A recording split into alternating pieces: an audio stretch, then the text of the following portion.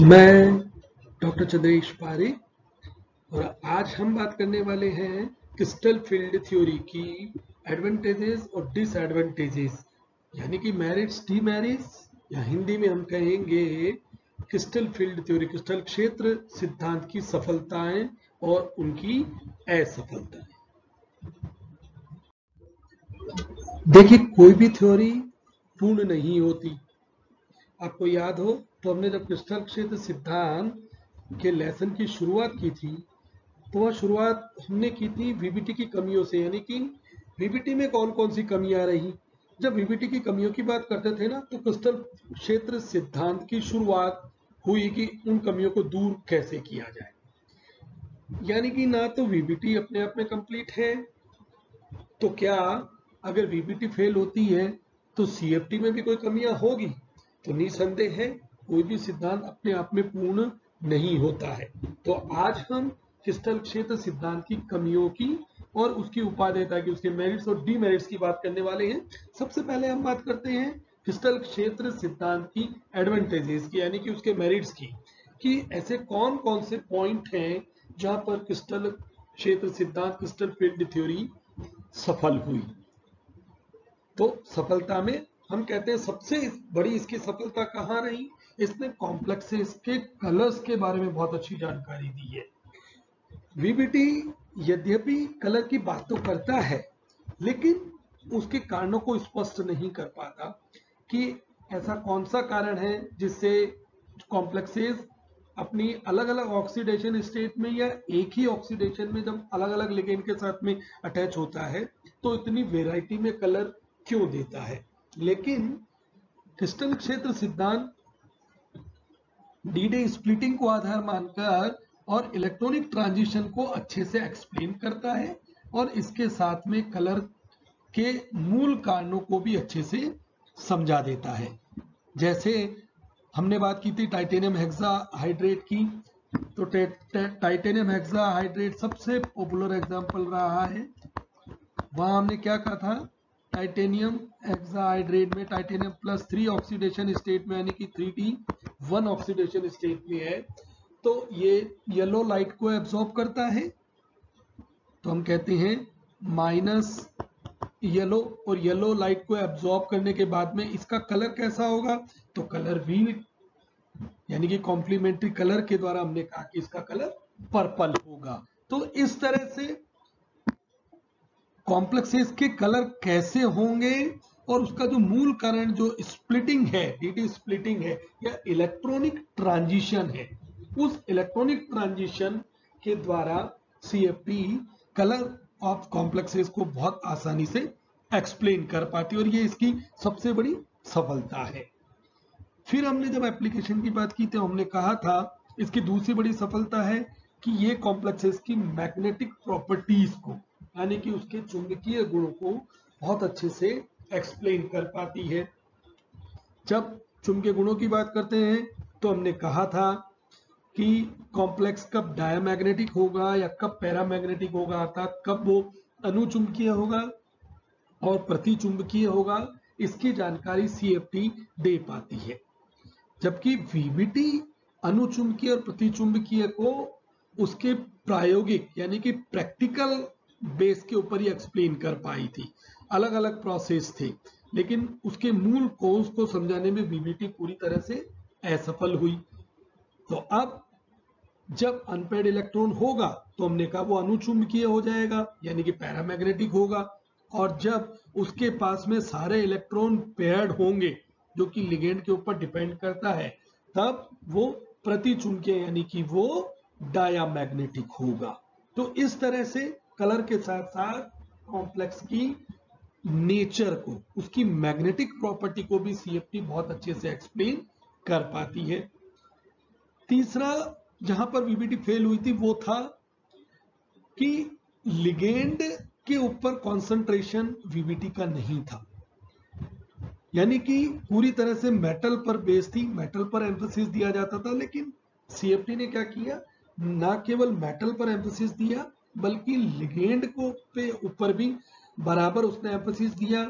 Ligand को दो तरह से उसने क्लासिफाई किया, स्ट्रॉन्ग और वीक होंगे, और फिर उसके बाद डीडी स्प्लिटिंग को बेस मानकर उसने बहुत सारी एप्लीकेशन को और कॉम्प्लेक्स की नेचर को एक्सप्लेन किया। तो ये भी सीएफटी की बहुत जिसे कहना चाहिए एडवांटेज है कि उसने लिगेंड का अच्छे से क्लासिफिकेशन किया है।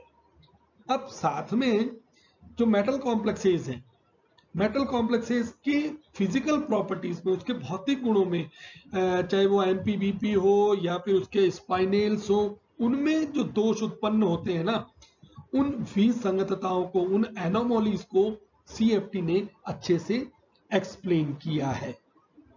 और साथ में हम कहते हैं इसकी एक और बड़ी सफलता ये है कि इसने क्या किया, डिस्टोर्शन जो शेप में होता है कॉम्प्लेक्सेस की, जैसे टेट्रागोनल और स्क्वायर प्लेनर, ये स्ट्रक्चर किस तरह से बनते हैं, वीबीटी हाइब्रिडाइजेशन को बेस मानती है और हाइब्रिडाइजेशन के आधार पर ज्योमेट्री को या शेप को एक्सप्लेन तो करती है, लेकिन वास्तव में जैसे स्क्वायर प्लेनर और टेट्रागोनल की बात की जाए तो टेट्रागोनल की ज्योमेट्री को या फिर उसकी शेप को एक्सप्लेन करने में वीबीटी पूरी तरह से फेल हो जाती है। लेकिन सीएफटी ने क्या किया, सीएफटी ने मेटल कॉम्प्लेक्स की टेट्रागोनल स्ट्रक्चर को बहुत अच्छे से एक्सप्लेन किया, साथ में स्क्वायर प्लेनर को भी कहा। और सीएफटी साफ साफ कहती है कि ये दोनों स्ट्रक्चर किससे जनरेट होंगे, ऑक्टाहेड्रल ज्योमेट्री के डिस्टोर्शन फॉर्म से। तो इस तरह से जो डिस्टोर्शन होते हैं ना, उसको सीएफटी बहुत अच्छे से एक्सप्लेन करती है। और इसको एक्सप्लेन करने के लिए एक और टर्म आती है जिसकी चर्चा हम फिर कभी बाद में करेंगे, John Taylor effect. John Taylor effect के द्वारा उसने डिस्टोर्शन को सीएफटी ने और अच्छे से एक्सप्लेन किया है। तो इस तरह से हम कहते हैं कि क्रिस्टल क्षेत्र सिद्धांत की जो एडवांटेजेस है ना, वो कहाँ कहाँ है। हम कहते हैं कलर शो करने में, इसके साथ में उसकी मैग्नेटिक प्रॉपर्टी को एक्सप्लेन करने में, लिगेंड के वीक और स्ट्रॉन्ग होकर मेटल कॉम्प्लेक्स में किस तरह से वो रोल प्ले करते हैं इसको बताने में, साथ में मेटल कॉम्प्लेक्सेस की फिजिकल प्रॉपर्टी में जो एनामोली, जो असंगतताएं विसंगतताएं होती है, उसे एक्सप्लेन करने के साथ साथ जो शेप है, उस शेप को, जो शेप है उसमें डिस्टोर्शन को एक्सप्लेन करने में भी क्रिस्टल फील्ड थ्योरी की उपादेयता है, वो उसकी बहुत बड़ी मेरिट मानी जाती है। तो हमने सीएफटी की उपादेयता को, या हम कहते हैं एडवांटेजेस की बात तो की है, लेकिन ऐसा हो नहीं सकता कि सिद्धांत में किसी तरह की कोई कमी ना हो। जैसे वीबीटी में अच्छाइयां थी, एडवांटेजेस थी, तो डिसएडवांटेजेस भी थी। तो हमने सीएफटी के एडवांटेजेस की बात तो कर ली, अब हम बात करते हैं सीएफटी की डिसएडवांटेजेस या उनकी ड्रॉबैक्स की। तो देखिए, सबसे पहली जो कमी है ना, वो क्या है कि मेटल और लिगेंड के बॉन्ड को ये प्योर इलेक्ट्रोस्टैटिक यानी कि 100% उसको आयनिक मानता है। ये क्या कहता है कि जो बॉन्ड होगा ना, वो क्या होगा, 100% आयनिक ही होगा। जबकि कोई भी बंध 100% ना तो सहसंयोजक हो सकता है, ना ही वो आयनिक हो सकता है। तो सबसे बड़ी जो ड्रॉबैक है ना, वो यही है कि ये मेटल लिगेंड को या कॉम्प्लेक्स के जो फॉर्मेशन है, वहां पर मेटल लिगेंड की बॉन्डिंग को पूरी तरह से आयनिक मानकर ये अपने पोस्टुलेट्स को देता है। जो दूसरी कमी है उसमें क्या है कि ये सिर्फ मेटल के डी ऑर्बिटल को ही कंसीडर करता है।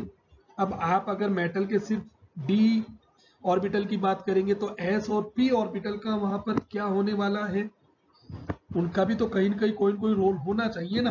तो ये क्या है, एस और पी ऑर्बिटल्स के बारे में बिल्कुल मौन हो जाती है, क्योंकि हमने क्या किया, हमने सिर्फ डी ऑर्बिटल की स्प्लिटिंग की बात की है कि T2 में, T2G में या EG में होगी, लेकिन क्या एस और पी ऑर्बिटल में का कोई रोल नहीं होगा। जैसे बिल्कुल VBT, एस, पी, डी सभी ऑर्बिटल्स के साथ में आकर हाइब्रिडाइजेशन की बात करती है, लेकिन सीएफटी ने क्या किया, उसने सिर्फ और सिर्फ डी ऑर्बिटल की बात की है। डी के बाद में एस और पी के बारे में यह थ्योरी बिल्कुल मौन हो जाती है। तो ये इसकी बहुत बड़ी ड्रॉबैक है। नेक्स्ट इसकी ड्रॉबैक क्या है कि लिगेंड स्ट्रांग होगा, वीक होगा, फिर डीडी स्प्लिटिंग को किस तरह से वो अफेक्ट करेगा, इसकी बात सीएफटी में होती है, यानी कि स्पेक्ट्रोकेमिकल सीरीज को ये समझा पाती है। अब स्पेक्ट्रोकेमिकल सीरीज आपको ध्यान हो तो हमने क्या कहा था, हमने कहा CO, फिर CN माइनस या अमोनिया, वाटर, और इस तरह से फिर हैलाइड्स, यानी कि स्पेक्ट्रोकेमिकल सीरीज को CFT ने एक्सप्लेन किया, लिगेंड को अलग अलग जगह रखा, लेकिन इनकी पोजीशनिंग को लेकर CFT ये नहीं बता पाई कि इनकी पोजीशन कब वो स्ट्रॉन्ग होगा, उसकी पोजीशन एक के सापेक्ष आगे क्यों होगी, इसको एक्सप्लेन करने में पूरी तरह से असफल रही है। जैसे फॉर एग्जांपल हम लेते हैं कि वाटर और OH माइनस को ही ले लेते हैं। अब यहां पर क्या है, देखिए H2O है, दूसरी तरफ हमारे पास में लिगेंड है OH माइनस। अब दो तरह के लिगेंड हो गए अपने पास में, H2O और OH माइनस। अब CFT को ही बेस मानते हैं और बात करते हैं कि कौन स्ट्रॉन्ग होगा, तो ऑब्वियसली चार्ज OH के ऊपर है, हाइड्रोक्साइड के ऊपर है माइनस, तो अगर चार्ज है तो electrostatic force of attraction metal के रिलेटिवली ज्यादा होना चाहिए था, तो OH माइनस को स्ट्रॉन्ग होना चाहिए था। लेकिन स्पेक्ट्रोकेमिकल सीरीज में H2O OH के भी आगे है, यानी कि ये उसकी तुलना में स्ट्रॉन्ग है। इसी तरह से CO को ले लीजिएगा, CO और CO को कहते हैं कि ये स्ट्रॉन्गेस्ट, ये वाला लिगेंड क्या हो गया, स्ट्रॉन्गेस्ट हो गया, वो NH3 से भी, CN माइनस से भी और बाकी सभी लिगेंड से हाईएस्ट DT स्प्लिटिंग को शो करता है, या डेल की वैल्यू इसके लिए सबसे ज्यादा है, ये स्ट्रॉन्ग फील्ड लिगेंड है। तो ये तो एक न्यूट्रल लिगेंड है, तो न्यूट्रल होने के बावजूद ये स्ट्रॉन्ग की श्रेणी में कैसे आया, इसे बताने में भी CFT असफल रही है, या ये इसकी बहुत बड़ी ड्रॉबैक है। तो एडवांटेजेस तो है कि स्ट्रॉन्ग और वीक को ही क्लासिफाई तो करती है, लेकिन स्पेक्ट्रोकेमिकल सीरीज में अलग अलग लिगेंड की पोजीशनिंग को समझाने में ये असफल रही है। नेक्स्ट कमी देखिएगा कि मेटल कॉम्प्लेक्स में, चूंकि इस थ्योरी का मानना है कि वो 100% आयनिक है, तो उसके अंदर आयनिक बॉन्ड के अलावा अगर पाई बॉन्डिंग है, जैसे डबल बॉन्ड और ट्रिपल बॉन्ड है, इसको भी ये एक्सप्लेन करने में असफल होती है।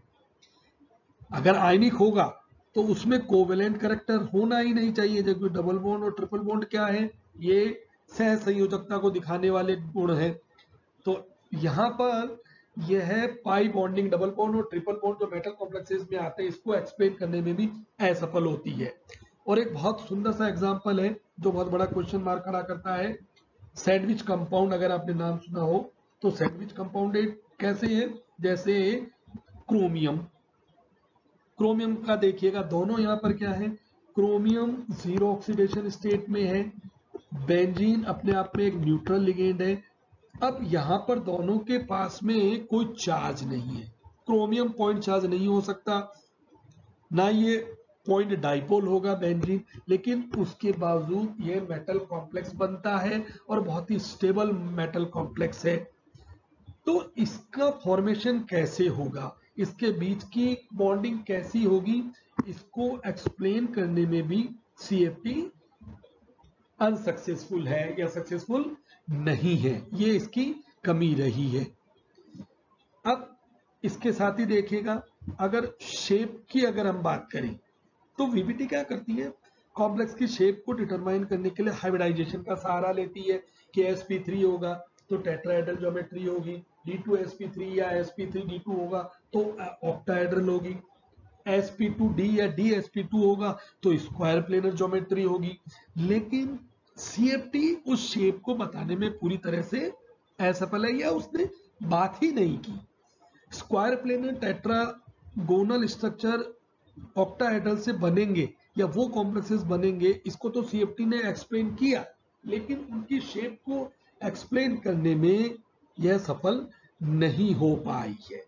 और लास्ट में हम एक डिसएडवांटेज की बात करते हैं कि जब हमने कलर की बात की थी ना, तो हमने कहा था कलर को CFT ने दो तरह से एक्सप्लेन किया, एक था इलेक्ट्रॉनिक ट्रांजिशन में कौन सा, DD ट्रांजिशन, और दूसरा था चार्ज ट्रांसफर। तो कलर एक्सप्लेन तो होते हैं, लेकिन चार्ज ट्रांसफर स्पेक्ट्रा भी मेटल टू लिगेंड होगा या लिगेंड टू मेटल होगा, दो तरह की पॉसिबिलिटी है। इसको एक्सप्लेन करने में सीएफटी सफल नहीं हो पाई, इसे आगे जाकर लिगेंड फील्ड थ्योरी के द्वारा ही एक्सप्लेन किया गया। तो इस तरह से आज हमने सीएफटी की एडवांटेजेस और डिसएडवांटेजेस के बारे में जान लिया है। उम्मीद करता हूं कि आपको बहुत अच्छे से समझ में आया होगा। Thank you.